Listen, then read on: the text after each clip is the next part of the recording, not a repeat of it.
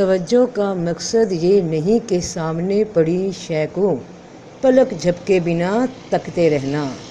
توجہ یا دھیان سے مراد یہ ہے کہ تمہارے اندر کی نظر میں اتنا ٹھہراؤ آ جائے کہ وہ ایک ہی سمت کی طرف رک جائے۔ باہر پڑی شے کو دیکھتے رہنا اصل میں دماغ کے اندر خود کو یہ عادت ڈالنا ہے کہ تم پلک نہیں جھپک رہے۔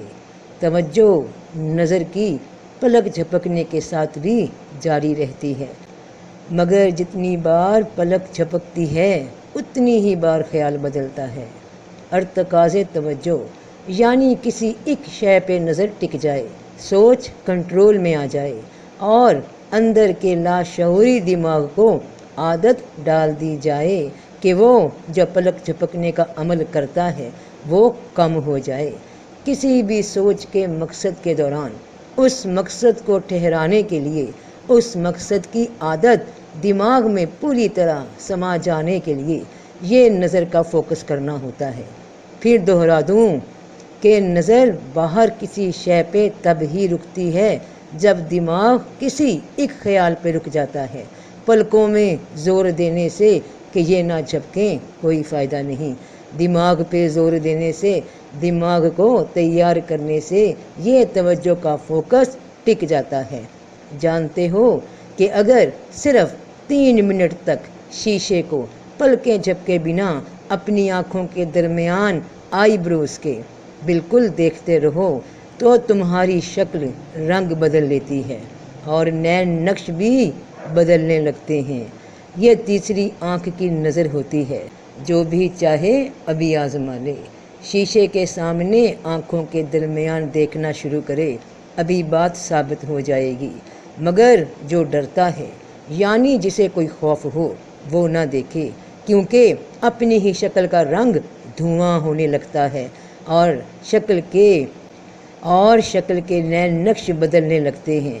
جانتے ہو کہ آئیز فوکس کے دوران انسان پلک نہ بھی جھپکے مگر نظر دائیں بائیں ہوتی رہتی ہے، ہلکا سا ٹارگٹ سے ہلتی رہتی ہے اور پھر سے ٹارگٹ پہ آ جاتی ہے۔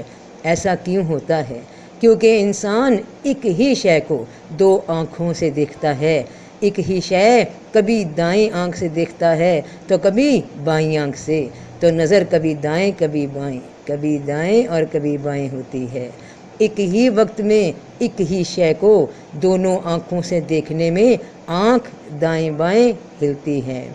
عام زندگی میں بھی یہی ہو رہا ہے۔ ذرا سامنے کسی پڑی شے کو دیکھو تو زور کبھی دائیں آنکھ پہ ہے تو کبھی بائیں پہ، اور یہ سب بڑی تیزی سے جاری ہے، اس لیے محسوس نہیں ہوتا۔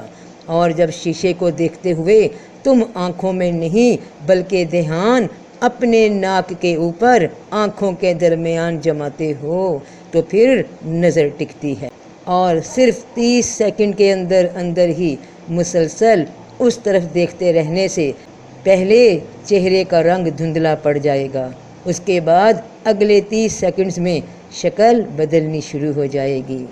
دھیان صرف آئی بروز کے درمیان میں ہے، دونوں آنکھوں سے بالکل درمیان میں۔ اگر ڈر لگے تو پیچھے ہٹ جانا۔ بعض دفعہ تمہاری ہی شکل میں اگر کوئی ساتھ ہے تو وہ بھی دکھ جائے گا، بس ڈرنا نہیں یا پھر دیکھنا نہیں۔ تیسری آنکھ کی نظر ابھی سامنے آ جائے گی۔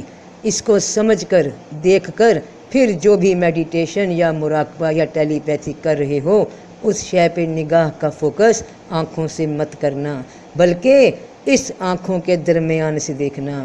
سامنے پڑی شے بھی رنگ اور شکل بدلے گی۔ پھر کہہ دوں کہ ڈرنا مت، یہ تمہارے اندر ہی موجود ہے، بس دکھ اب رہی ہے۔ اور اگر ڈر لگتا ہے تو مت کرنا۔